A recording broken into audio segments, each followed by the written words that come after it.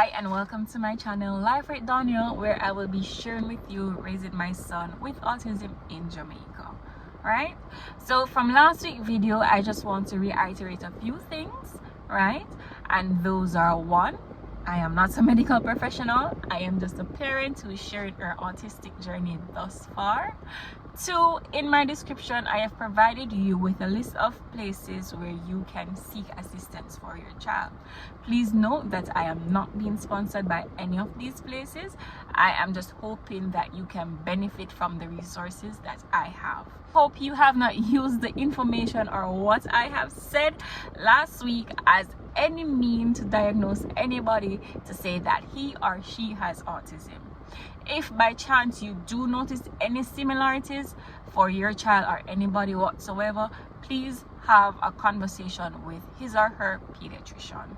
It all starts with a conversation, and then now your pediatrician will direct you in the path or the direction that you ought to go. Right, so please, if you do see any similarities, please speak with your pediatrician. Right, no two child are the same on the spectrum. They might share similarities, but they are not same. Right, parents, I hope you are okay. I hope you're doing well. I know I'm under a lot of pressure and a lot of stress because Cameron isn't sleeping and I am literally running on E. Right, so from last week I promised you guys 2 videos and I am going to insert them here shortly, very shortly. So one of them is where I caught him showing signs or symptoms when I did not know at the time, and I think he was in the toddler stage. So I'm going to share that video. If I'm correct, he's on his tippy toes facing the wall and he's flapping his hand. So he was focusing on his shadow to see himself flapping his hand. And the second video is when we were at the doctor's office and I called his name several times and he did not respond. So I will be inserting those videos now, and I would also like to give you guys a little bit of update. Cameron and I went on the road today and I noticed that he's still flapping his hand, right? So we still have a bit more work to do because I thought that we had gotten rid of it and it seems that we haven't. However, I'm going to share this video with you. It's very small, but in the video you will see him running around because he's super hyper, but he was still flapping his hand. So you will get a then video and a very current video, and I hope it helps. All right, so when we get back, we'll just continue from last week's video. Thank you.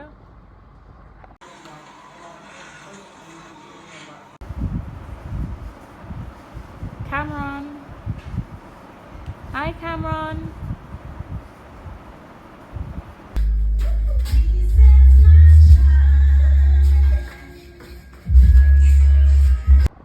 All right, so we are back and we are going to take it from there. So Cameron started face-to-face school I think it was June or July 2020, right? So from our visit with the pediatrician and she recommended this school, we started going online and then face-to-face June July 2020. Right, everything is going well.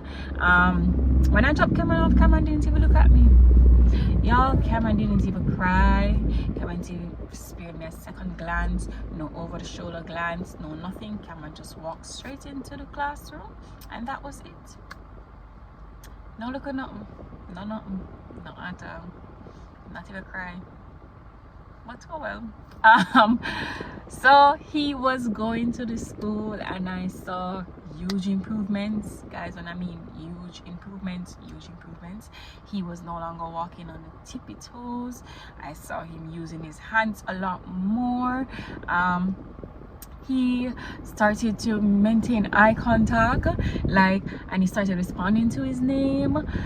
It was so good, but at the same time I felt like I wasn't doing enough. I felt as though I was missing something, and I felt it because he was so hyperactive. we were running on 3 hours per day of sleep, right? And I was going to work. I had an 8 to 4 work. Then I go home and I'm in mommy mode. I was stretched thin, right? And I kept saying, I feel like I'm not doing enough. I feel like there's something I'm missing out. Yes, I'm doing early intervention. Yes, he's getting behavioral and occupational therapy, but I still felt as though I was missing out. I had to cease from speech therapy, as I said, because COVID struck, right? And then to get back onto a speech therapist, there was a long wait, because if I'm correct, please don't quote me on that, I think there are only, I am aware, or there are only 8 speech therapists in Jamaica, and I have been on a waiting list for the past 2 years for 2+ years, correction, right? Well, who to tell? Hopefully we get somebody soon, right? So we were going to school, doing everything, and I kept saying to my sister, I don't feel like we are doing enough, right? I just feel like something is missing. I feel like I'm not doing what I'm ought to. Then he's going to face-to-face school. I'm seeing improvements, but it's not at the level that I want it to be, because as I said in the previous video, I had unrealistic milestones for him. So I was getting frustrated. Lack of sleep. I wasn't functioning properly as I ought to. So I was like, okay, I need to be doing something, and I tried getting in contact with the developmental pediatrician, and I kept getting the runaround. The dates were far off. I was told that I don't know when I'm going to get a date, you know. So he's not sleeping. I don't know what I'm doing. Majority of the time I'm like, okay. I said it to my sister, and she got a referral from a fellow colleague of hers, and they recommended me to another developmental pediatrician, right? That pediatrician, we were able to secure an appointment or a slot. It was between September or October 2021, because as I said, you know, the following year. So he was going to face-to-face school from June, July, thereabout, go straight until the following year, right? We got a date. I am like super ecstatic, because I felt like I needed to know where Cameron was on the spectrum, to know what I needed to do, where I was at, what I just needed a game plan, right? I needed to know where on the spectrum he was, because I was very concerned. I felt as though I wasn't doing enough. I wasn't pulling my weight. I'm dropping the ball somewhere, right? I felt like, yes, he's doing this curriculum at school, but what happens when he's at home? You know, the ball drops there. What do I need to do on my end to ensure that he's not regressing? He's not falling back into old patterns. I'm not assisting, you know, him in falling back into habits such as flapping the hand, tippy toes, you know. Another thing with kids with autism is that some of them don't speak. Some of them don't speak, and Cameron falls into that category. Mind you, he can talk, but he chooses not to. Why, I do not know. And he does sing nursery rhymes from the beginning into the end, and he only says full sentences when I provoke him, right? And his full sentences include "leave me" or "can you stop please," and those are the sentences, but I have to provoke him. And honestly, that's the only way I can get him to talk. I don't do it often, believe you me, but that's the only way he talks to me. But he sings a lot, and he sings the nursery rhymes, and he sings them from start to finish. And I realized that he's very into music, and he grasps onto them really quick. And I noticed that he has an interest in the piano, so that is something that I will be pursuing with him. hopefully, right? So he wasn't talking, you know, and he did this thing called hand over hand, as they identified it as. And hand over hand means that when a child wants something, they will use someone else's hand to get it for them, right? So Cameron hands over hand included picking up a toy, getting snacks, juice, anything that he wanted to do, right? I can say that today that has stopped, right? And I want to say that he's independent in that area, whereas if he wants something to eat, he'll go for it himself and he'll pull it himself. If he wants something to drink, he'll go for it himself. And Cameron is now responding to commands. I can say to him, Cameron, pick up that snack, pick up that toy, go for the diaper for me, go for the wipes. But I'm still figured. Right? So Cameron has made a big and a lot of improvements, and let me tell you, sometimes I don't know what I am doing. Like half the times I don't know what I'm doing, and then he goes and shocks me. So I must be doing something right, and for that I am very grateful and I'm very hopeful, because I know that he is going to be okay. And that is what I want. I want, when the time comes and he's on his own, he can function. And I think that's what all parents want, to have a functioning adult when the time comes, right? So I'm going to tell you guys about my first visit with this professor. And I remember going to the appointment, and when I sat down, she said to me, "Mom, you are tired." And I said to her, "You have no idea." Just imagine running on 3 hours of sleep per day. He was not sleeping, and it was so exhausting. Like, it was so exhausting, right? She took one look at him and said, "Would you be interested in putting him on medication?" And I said, "Sure." And she gives me a list of pros and cons and putting him on a medication, right? So he's still on risperidone or risperidol, whichever you want to call it, and it helps him to be a lot more calmer,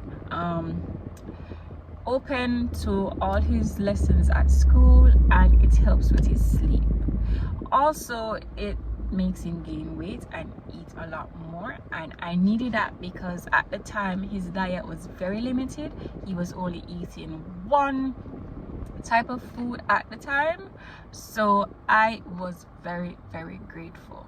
She just took one look at him and said, "We have to put him on medication because he's very hyperactive," right? And I'm like, yeah, you know, yeah, right? So we then started talking, and she asked about our family background, and I gave her every detail, you know. She asked about, of course, his mom and dad, his grandparents, you know, if anyone had any history of autism in our family, and I said no, you know, because I don't know of anybody having autism in my family. So we started talking about doing the assessment, the autism spectrum disorder assessment. If I recall correctly, there are 5 parts to it, 5 that we did. So the background was one, where she took a history of our family, any ailments, because I have diabetes in my family as well as arthritis, right? So she took that. So that was the first part of it. She also gave me several forms that I had to fill out, as well as a form for his teacher where it asks a list of questions, and it ranges from high to low, you know, where it mainly talk about activity like energy, and so forth. I remember one of the questions asking, does the child sit still for like 5 minutes? Is the child sleeping? So a form was filled out by me and his teacher at the time, right? So those are 2 parts of the assessment thus far. Another part was when he did a couple exercises, I want to say some activities rather, where some included like following commands, you know, like jump on the step or jump in one spot, roll the ball to me, kick the ball. So that was a part of the assessment as well. Another assessment, we were in a room and they did some activities as well. I think it was identifying. I have videos of that, but I don't remember specifically what was done. But we were in a room for at least about 2 hours and she did some activities with him, right? And the last part of the assessment was a phone call where I was asked some questions, including his social behavior, his development, you know, whether he can remove his clothes or not, whether he can put them on, whether he can zip a bag, a pants, anything, right? So right, he did a consultation January 2022 where I got the diagnosis for my son, and I'm going to share it with y'all since I'm already sharing, right? So Cameron was diagnosed with severe autism spectrum disorder, ADHD, and GDD. For those who don't know, GDD is global developmental delay, and at the time Cameron's assessment was done at age 3 and he was functioning at an 18-month-old level, right? So that means that he needed a lot of work done, especially in his motor skills and socialization area. I was informed that he needed to be in a school that consisted of both autism and normal children. However, I am yet to find that school because I'm still looking, right? Still looking, and hopefully I'll find that school soon, or at least get accepted into the school that I would love him to go. Right? So as I told you guys last week, next month he'll be turning 6, and when he turns 6 he has an assessment to do. I am optimistic, but at the same time I am fearful because you never know what dice might roll, right? And please note that this assessment is not to reverse the diagnosis for autism. Once you do an assessment for autism, it cannot be reversed and it cannot be updated. The only thing that might be updated is if your child has GDD, then there is another assessment. For me, Cameron's autism assessment was done prior to being 6, so he had a 3-year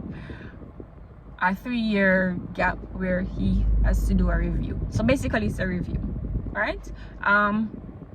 Just off topic here, and well, not really off topic, but I just wanted to say, if you have not done the assessment yet, please don't rush. Give your child the necessary time that he or she needs, as well as the resources. So expose them to as much speech therapy if needed, behavioral therapy if needed, and occupational therapy, as well as early intervention if needed.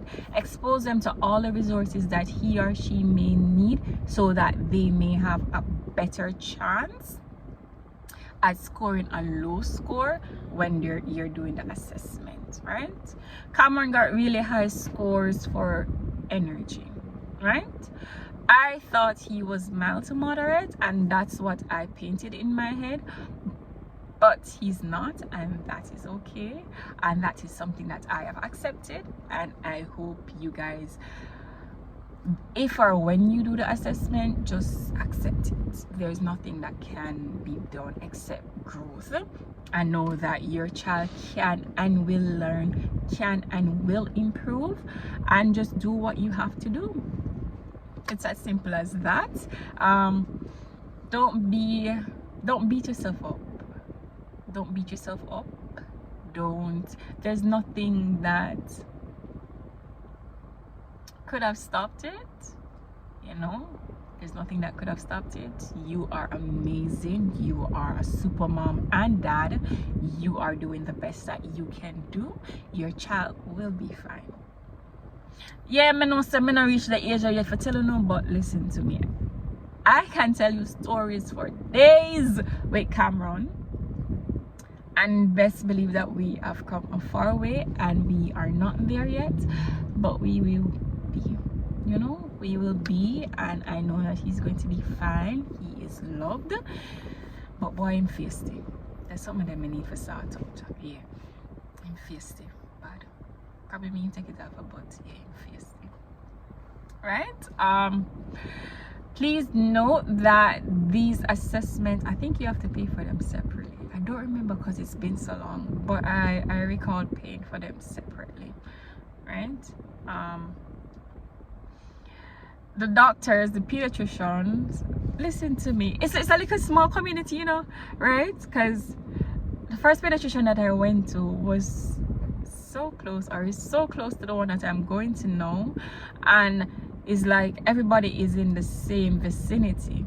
Like everywhere that Cameron has been, or everyone that he has seen, it's like either around the corner, right next door. They're so close, right? But I do hope that you guys consider exposing your child to the necessary resources prior to doing the assessment. If you have done the assessment and you know you are concerned, just get your child the necessary resources that they need. I know it's costly, believe me, I do know it's costly, right?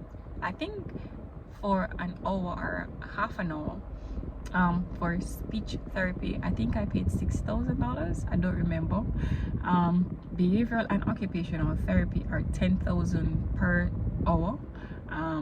School fee, it varies, so I can only speak for the 2 schools that my son have been to, right? So for 1 term it's $350, and then that's for 1 school, so per term, right?